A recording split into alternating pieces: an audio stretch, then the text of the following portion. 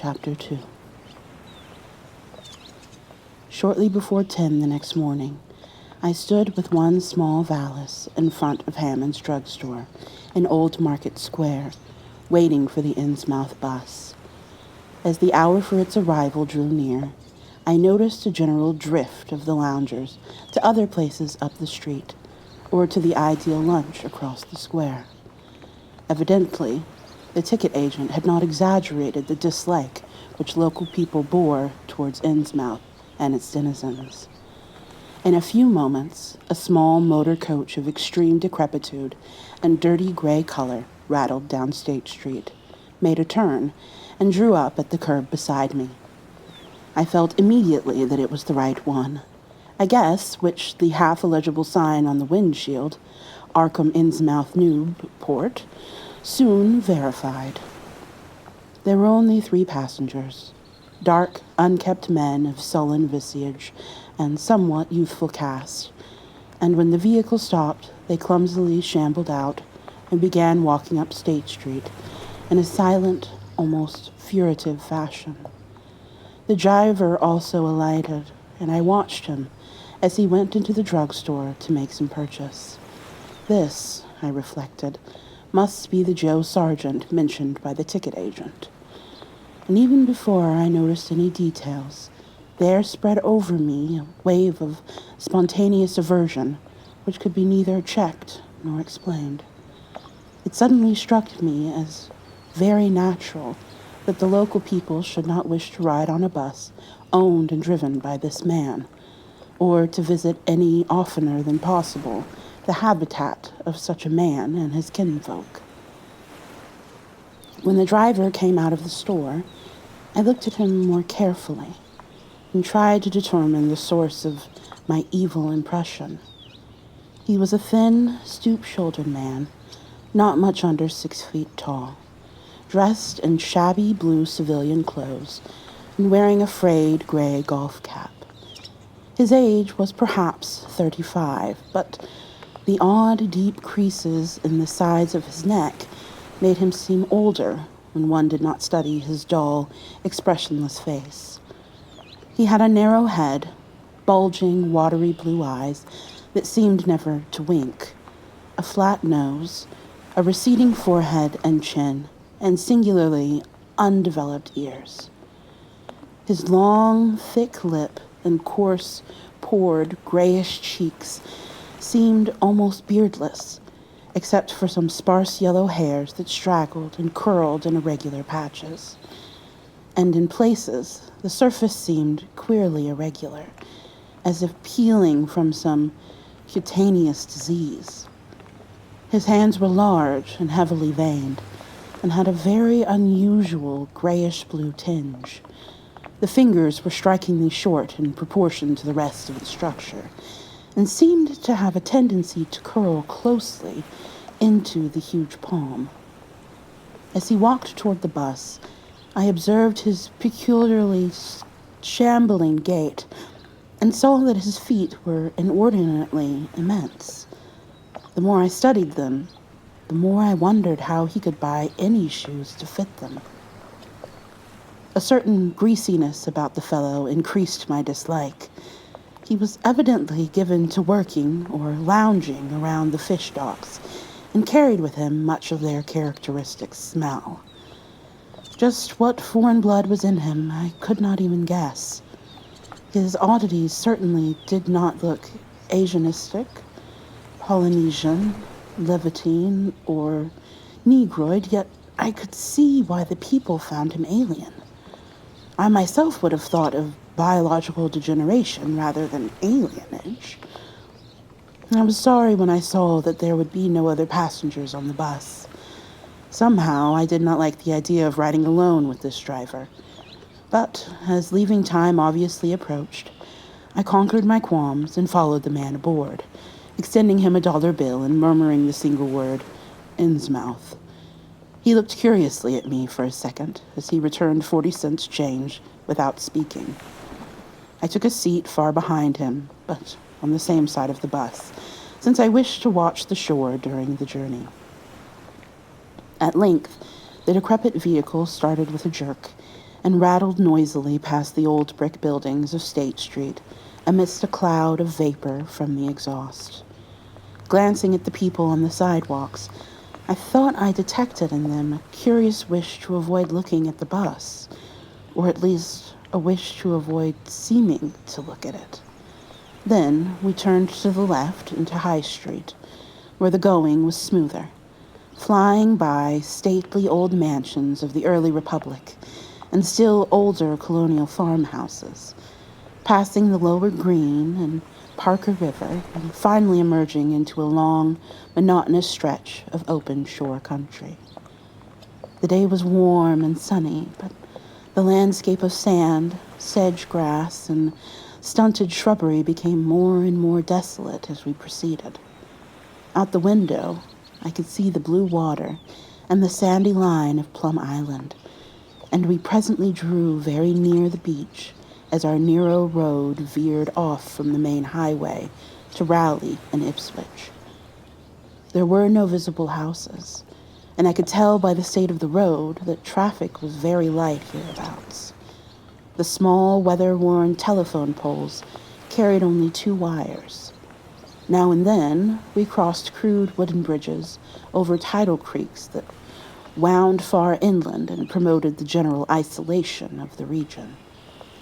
Once in a while, I noticed dead stumps and crumbling foundation walls above the drifting sand, and recalled the old tradition quoted in one of the histories I had read, that this was once a fertile and thickly settled countryside.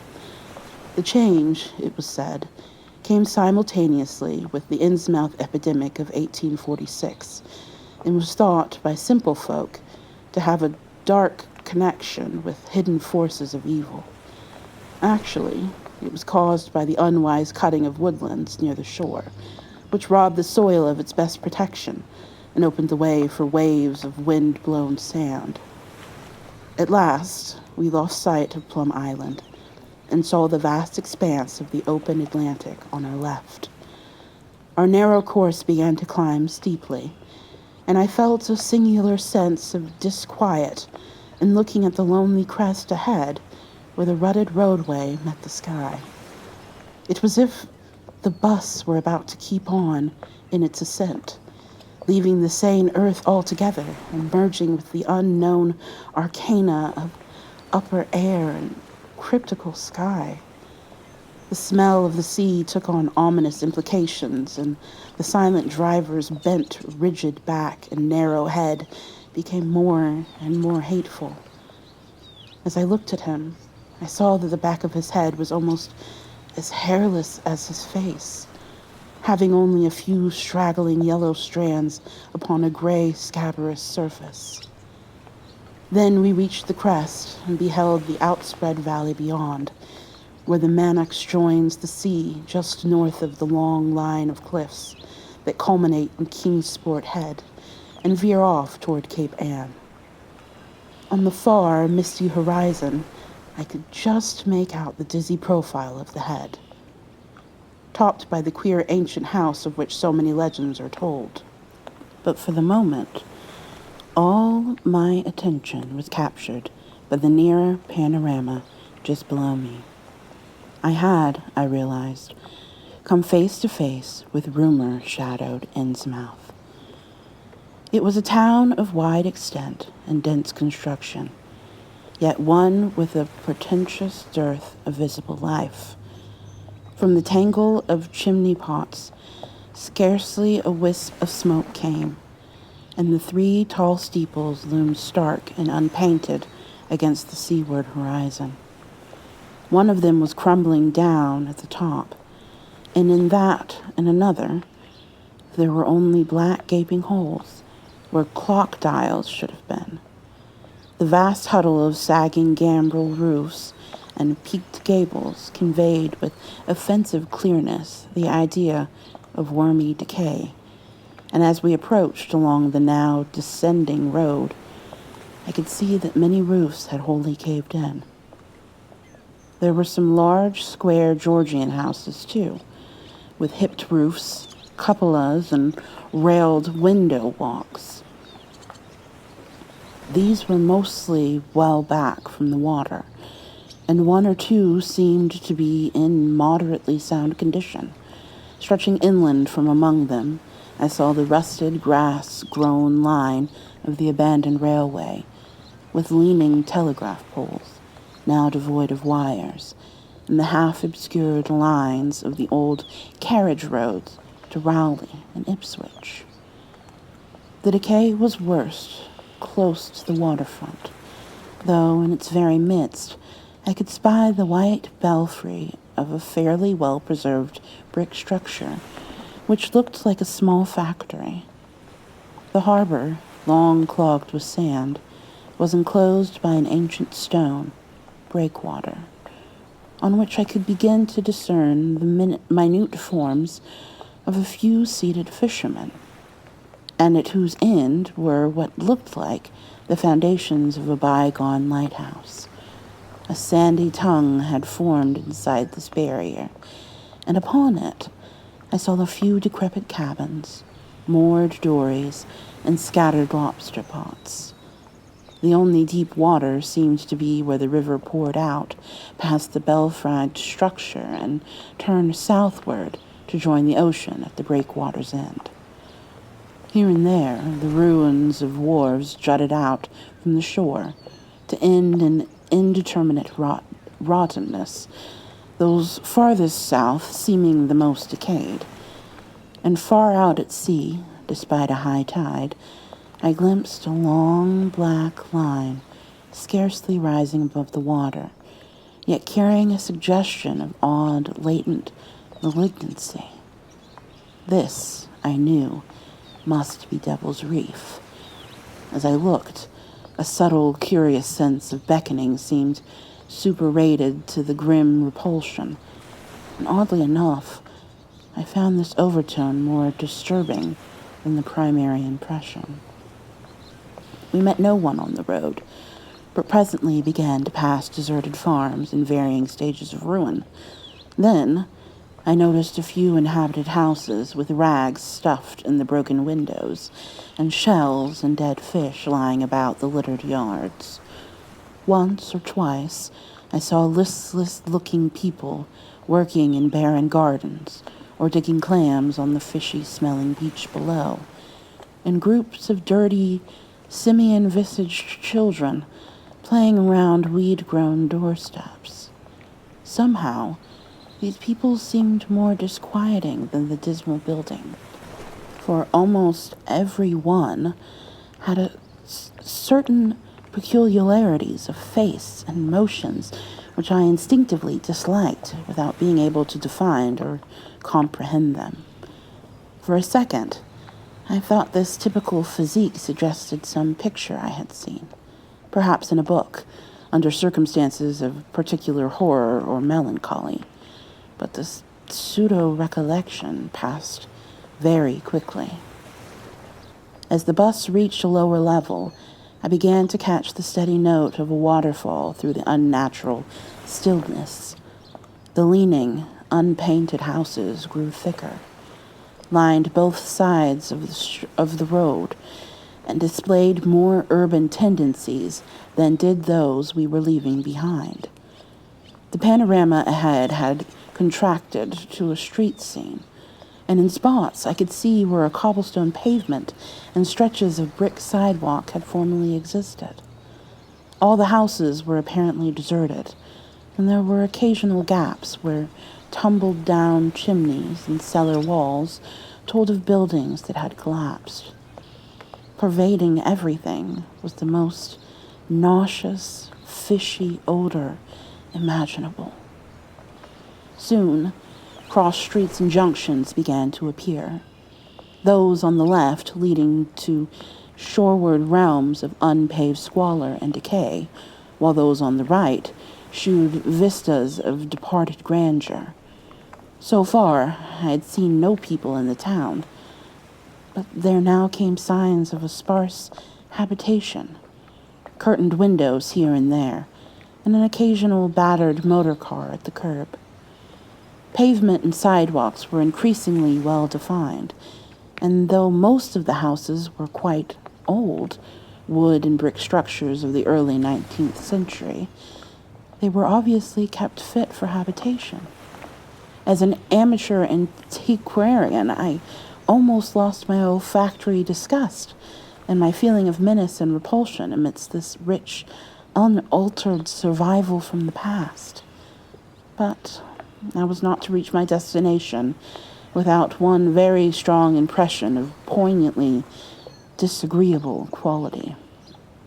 The bus had come to a sort of open concourse or radial point, with churches on two sides and the bedraggled remains of a circular green in the center.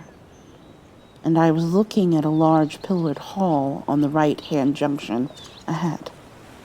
The structure's once white paint was now gray and peeling, and the black and gold sign on the pediment was so faded that I could only with difficulty make out the words Esoteric Order of Dagon. This, then, was the former Masonic hall, now given over to a degraded cult. As I strained to decipher this inscription, my notice was distracted by the raucous tones of a cracked bell across the street, and I quickly turned to look out the window on my side of the coach. The sound came from a squat, towered stone church of manifestly later date than most of the houses, built in a clumsy Gothic fashion and having a disproportionately high basement with shuttered windows. Though the hands of its clock were missing on the side I glimpsed, I knew that those hoarse strokes were telling the hour of 11. Then suddenly all thoughts of time were blotted out by an on-rushing image of sharp intensity and unaccountable horror which had seized me before I knew what it really was. The door of the church basement was open, revealing a rectangle of blackness inside, and as I looked, a certain object crossed or seemed to cross that dark rectangle, burning into my brain a momentary conception of nightmare, which was all the more maddening because analysis could not show a single nightmarish quality in it. It was a living object, the first except the driver that I had seen since entering the compact part of the town, and I had been in a steadier mood. I would have found nothing whatever of terror in it. Clearly, as I realized a moment later, it was the pastor, clad in some peculiar vestments, doubtless introduced since the Order of Dagon had modified the ritual of the local churches. The thing which had probably caught my first subconscious glance and supplied the touch of bizarre horror was the tall tiara he wore, an almost exact duplicate of the one Miss Tilton had shown me the previous evening. This, acting on my imagination, had supplied namelessly sinister qualities to the indeterminate face and robed, shambling form beneath it. There was not, I soon decided, any reason why I should have felt that shuddering touch of evil pseudo-memory. Was it not natural that a local mystery cult should adopt among its regimentals a unique type of headdress made familiar to the community in some strange way, perhaps as a treasure trove? A very thin sprinkling of repellent-looking youngish people now became visible on the sidewalks. Lone individuals and silent knots of 2 or 3. The lower floors of the crumbling houses sometimes harbored small shops with dingy signs, and I noticed a parked truck or two as we rattled along. The sound of waterfalls became more and more distinct, and presently I saw a fairly deep river gorge ahead, spanned by a wide iron-railed highway bridge, beyond which a large square opened out. As we clanked over the bridge, I looked out on both sides and absorbed some factory buildings on the edge of the grassy bluff, or part way down. The water far below was very abundant, and I could see 2 vigorous sets of falls upstream on my right, and at least one downstream on my left. From this point, the noise was quite deafening. Then we rolled into the large semicircular square across the river and drew up on the right-hand side in front of a tall, cupola-crowned building with remnants of yellow paint and with a half-effaced sign proclaiming it to be the Gilman House.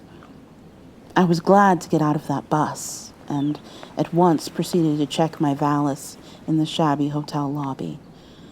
There was only one person in sight, an elderly man without what I had come to call the Innsmouth look, and I decided not to ask him any of the questions which bothered me, remembering that odd things had been noticed in this hotel. Instead, I strolled out on the square from which the bus had already gone and studied the scene minutely and appraisingly. One side of the cobblestoned open space was the straight line of the river. The other was a semicircle of slant-roofed brick buildings of about the 1800 period, from which several streets radiated away to the southeast, south, and southwest. Lamps were depressingly few and small, all low-powered incandescents, and I was glad that my plans called for departure before dark, even though I knew the moon would be bright. The buildings were all in fair condition and included perhaps a dozen shops in current operation, of which one was a grocery of the first national chain, others a dismal restaurant, a drugstore, and a wholesale fish dealer's office, and still another, at the eastern extremity of the square, near the river, an office of the town's only industry, the Marsh Refining Company. There were perhaps 10 people visible, and 4 or 5 automobiles and motor trucks stood scattered about. I did not need to be told that this was the civic center of Innsmouth. Eastward, I could catch blue glimpses of the harbor, against which rose the decaying remains of 3 once beautiful Georgian steeples. And toward the shore on the opposite bank of the river, I saw the white belfry surmounting what I took to be the Marsh Refinery. For some reason or other, I chose to make my first inquiries at the chain grocery, whose personnel was not likely to be native to Innsmouth. I found a solitary boy of about 17 in charge, and was pleased to note the brightness and affability which promised cheerful information. He seemed exceptionally eager to talk, and I soon gathered that he did not like the place, its fishy smell, or its furtive people. A word with any outsider was a relief to him. He hailed from Arkham, boarded with a family who came from Ipswich, and went back home whenever he got a moment off. His family did not like him to work in Innsmouth, but the train had transferred him there, and he did not wish to give up his job. There was, he said, no public library or chamber of commerce in Innsmouth, but I could probably find my way about. The street I had come down was Federal. West of that were the fine old residence streets, Broad, Washington, Lafayette, and Adams, and east of it were the Sherwood slums. It was in these slums, along Main Street, that I would find the old Georgian churches, but they were all long abandoned. It would be well not to make oneself too conspicuous in such neighborhoods, especially north of the river, since the people were sullen and hostile. Some strangers had even disappeared. Certain spots were almost forbidden territory, as he had learned at considerable cost. One must not, for example, linger much around the Marsh Refinery, or around any of the still-used churches, or around the pillared Order of Dagon Hall at New Church Green. Those churches were very odd, all violently disavowed by their respective denominations elsewhere, and apparently using the queerest kind of ceremonials and clerical vestments. Their creeds were heterodox and mysterious, involving hints of certain marvelous transformations, leading to bodily immortality of a sort on this earth. The youth's own pastor, Dr. Wallace of Ashbury, M.E. Church in Arkham, had gravely urged him not to join any church in Innsmouth. As for the Innsmouth people, the youth hardly knew what to make of them. They were as furtive and seldom seen as animals that live in burrows, and one could hardly imagine how they passed the time apart from their desultory fishing. Perhaps, judging from the quantities of bootleg liquor they consumed, they lay for most of the daylight hours in an alcoholic stupor. They seemed sullenly banded together in some sort of fellowship and understanding, despising the world as if they had access to other and preferable spheres of entity. Their appearance, especially those staring, unwinking eyes which one never saw shut, was certainly shocking enough, and their voices were disgusting.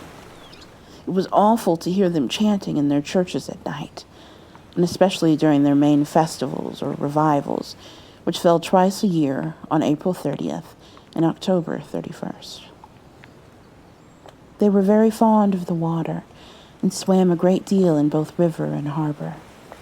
Swimming races out to Devil Reef were very common, and everyone in sight seemed well able to share in this arduous sport. When one came to think of it, it was generally only rather young people who were seen about in public, and of these, the oldest were apt to be the most tainted-looking. When exceptions did occur, they were mostly persons with no trace of aberrancy, like the old clerk at the hotel. One wondered what became of the bulk of the older folk, and whether the Innsmouth look were not a strange and insidious disease phenomenon, which increased its hold as years advanced. Only a very rare affliction, of course, could bring such vast and radical anatomical changes in a single individual after maturity. Changes involving osseous factors as basic as the shape of the skull. But then, even this aspect was no more baffling and unheard of than the visible features of the malady as a whole. It would be hard, the youth implied, to form any real conclusions regarding such a matter, since one never came to know the natives personally, no matter how long one might live in Innsmouth. The youth was certain that many specimens, even worse than the worst visible ones, were kept locked indoors in some places. People sometimes heard the queerest kinds of sounds. The tottering waterfront hotels north of the river were reputedly connected by hidden tunnels, being thus a veritable warren of unseen abnormalities. What kind of foreign blood, if any, these beings had, it was impossible to tell. They sometimes kept certain, especially repulsive characters out of sight when government agents and others from the outside world came to town. It would be of no use, my informant said, to ask the natives anything about the place. The only one who would talk was a very aged but normal-looking man who lived at the poorhouse on the north rim of the town and spent his time walking about or lounging around the fire station. This hoary character, Zadok Allen, was 96 years old and somewhat touched in the head, besides being the town drunkard. He was a strange, furtive creature who constantly looked over his shoulder, as if afraid of something, and when sober, could not be persuaded to talk at all with strangers. He was, however, unable to resist any offer of his favorite poison, and once drunk, would furnish the most astonishing fragments of whispered reminiscence. After all, though, little useful data could be gained from him, since his stories were all insane, incomplete hints of impossible marvels and horrors which could have no source save in his own disordered fancy. Nobody ever believed him, but the natives did not like him to drink and talk with strangers. It was not always safe to be seen questioning him. It was probably from him that some of the wildest popular whispers and delusions were derived. Several non-native residents had reported monstrous glimpses from time to time, but between old Zadok's tales and the malformed denizens, it was no wonder such illusions were current. None of the non-natives ever stayed out late at night, there being a widespread impression that it was not wise to do so. Besides, the streets were loathsomely dark. As for business, the abundance of fish was certainly almost uncanny, but the natives were taking less and less advantage of it. Moreover, prices were falling and competition was growing. Of course, the town's real business was the refinery, whose commercial office was on the square only a few doors east of where we stood. Old Man Marsh was never seen, but sometimes went to the works in a closed, curtained car. There were all sorts of rumors about how Marsh had come to look. He had once been a great dandy, and people said he still wore the frock-coated finery of the Edwardian age, curiously adapted to certain deformities. His sons had formerly conducted the office in the square, but latterly they had been keeping out of sight a good deal, and leaving the brunt of affairs to the younger generation. The sons and their sisters had come to look very queer, especially the elder ones, and it was said that their health was failing. One of the Marsh daughters was a repellent, reptilian-looking woman who wore an excess of weird jewelry, clearly of the same exotic tradition as that to which the strange tiara belonged. My informant had noticed it many times, and had heard it spoken of as coming from some secret horde, either of pirates or of demons. The clergymen, or priests, or whatever they were called nowadays, also wore this kind of ornament as a headdress, but one seldom caught glimpses of them. Other specimens the youth had not seen, though many were rumored to exist around Innsmouth. The Marshes, together with the other three gently bred families of the town, the Waits, the Gilmans, and the Elliots, were all very retiring.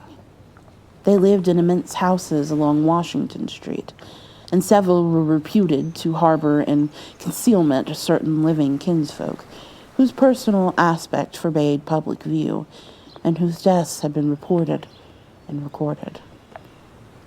Warning me that many of the street signs were down, the youth drew for my benefit a rough but ample and painstaking map of the town's salient features. After a moment's study, I felt sure that it would be of great help, and pocketed it with profuse thanks. Disliking the dinginess of the single restaurant I had seen, I bought a fair supply of cheese, crackers, and ginger wafers to serve as lunch later on. My program, I decided, would be to thread the principal streets, talk with any non-natives I might encounter, and catch the 8 o'clock coach for Arkham. The town, I could see, formed a significant and exaggerated example of communal decay. But being no sociologist, I would limit my serious observations to the field of architecture. Thus, I began my systematic, though half-bewildered tour of Innsmouth's narrow, shattered, blighted ways. Crossing the bridge and turning toward the roar of the lower falls, I passed close to the Marsh refinery, which seemed oddly free from the noise of industry. This building stood on the steep river bluff, near a bridge in an open confluence of streets, which I took to be the earliest civic center, displaced after the Revolution by the present town square. Recrossing the gorge on the Main Street bridge, I struck a region of utter desertion which somehow made me shudder. Collapsing huddles of gabled roofs formed a jagged and fantastic skyline, above which rose the ghoulish, decapitated steeple of an ancient church. Some houses along Main Street were tenanted, but most were tightly boarded up. Down unpaved side streets, I saw the black gaping windows of deserted hovels, many of which leaned at perilous and incredible angles through the sinking of part of the foundations. The windows stared so spectrally that it took courage to turn eastward toward the waterfront. Certainly the terror of deserted house swells in geometrical rather than arithmetical progression as houses multiply to form a city of stark desolation. The sight of such endless avenues of fishy-eyed vacancy and death, and the thought of such linked infinities of black, brooding compartments given over to cobwebs and memories and the conqueror worm, start up vestigial fears and aversions that not even the stoutest philosophy can disperse. Fish Street was as deserted as Main, though it differed in having many brick and stone warehouses, still in exceptional shape. Water Street was almost its duplicate, save that there were great seaward gaps where wharves had been. Not a living thing did I see, except for the scattered fishermen on the distant breakwater, and not a sound did I hear, save the lapping of the harbor tides and the roar of the falls and the Manox. The town was getting more and more on my nerves, and I looked behind me furtively as I picked my way back over the tottering Water Street Bridge. The Fish Street Bridge, according to the sketch, was in ruins. North of the river, there were traces of squalid life, active fish packing houses in Water Street, smoking chimneys and patched roofs here and there, occasional sounds from intermittent sources, and infrequent shambling forms in the dismal streets and unpaved lanes. But I seemed to find this even more oppressive than the southerly desertation. For one thing, the people were more hideous and abnormal than those near the center of the town, so that I was several times evilly reminded of something utterly fantastic, which I could not quite place. Undoubtedly, the alien strain in the Innsmouth folk was stronger here than further inland, unless indeed the Innsmouth look were a disease rather than a blood strain, in which case this district might be held to harbor the more advanced cases. One detail that annoyed me was the distribution of the few faint sounds I heard. They ought naturally to have come wholly from the visibly inhabited houses, yet in reality were often strongest inside the most rigidly boarded up facades. There were creakings, scurryings, and hoarse, doubtful noises, and I thought uncomfortably about the hidden tunnels suggested by the grocery boy. Suddenly, I found myself wondering what the voices of those denizens would be like. I had heard no speech so far in this quarter, and was unaccountably anxious not to do so. Pausing only long enough to look at two fine but ruinous old churches at Main and Church Streets, I hastened out of that vile waterfront slum. My next logical goal was New Church Green, but somehow or other I could not bear to repass the church in whose basement I had glimpsed the inexplicably frightening form of that strangely diademed priest or pastor. Besides, the grocery youth had told me that the churches, as well as the Order of Dagon Hall, were not advisable neighborhoods for strangers. Accordingly, I kept north along Main to Martin, then turning inland, crossing Federal Street safely north of the Green, and entering the decayed partition neighborhood of Northern Broad, Washington, Lafayette, and Adams Streets. Though these staley old avenues were ill-surfaced and unkempt, their elm-shaded dignity had not entirely departed. Mansion after mansion claimed my gaze, most of them decrepit and boarded up amidst neglected grounds, but one or two in each street showing signs of occupancy. In Washington Street, there was a row of 4 or 5 in excellent repair, and with finely tended lawns and gardens. The most sumptuous of these, with wide terrace parterres extending back the whole way to Lafayette Street, I took to be the home of Old Man Marsh, the afflicted refinery owner. In all these streets, no living thing was visible, and I wondered at the complete absence of cats and dogs from Innsmouth. Another thing which puzzled and disturbed me, even in some of the best preserved mansions, was the tightly shuttered condition of many third-story attic windows. Furtiveness and secretiveness seemed universal in this hushed city of alienage and death, and I could not escape the sensation of being watched from ambush on every hand by sly, staring eyes that never shut. I shriveled as the cracked stroke of 3 sounded from a belfry on my left. Too well did I recall the squat church from which those notes came. Following Washington Street toward the river, I now faced a new zone of former industry and commerce, noting the ruins of a factory ahead and seeing others, with the traces of an old railway station and covered railway bridge beyond, up the gorge on my right. The uncertain bridge now before me was posted with a warning sign, but I took the risk and crossed again to the south bank, where traces of life reappeared. Furtive, shambling creatures stared cryptically in my direction, and more normal faces eyed me coldly and curiously.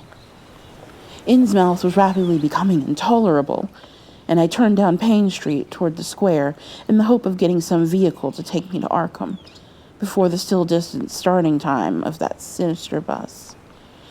It was then that I saw the tumbled-down fire station on my left and noticed the red-faced, bushy-bearded, watery-eyed old man in nondescript rags who sat on a bench in front of it, talking with a pair of unkempt but not abnormal-looking firemen.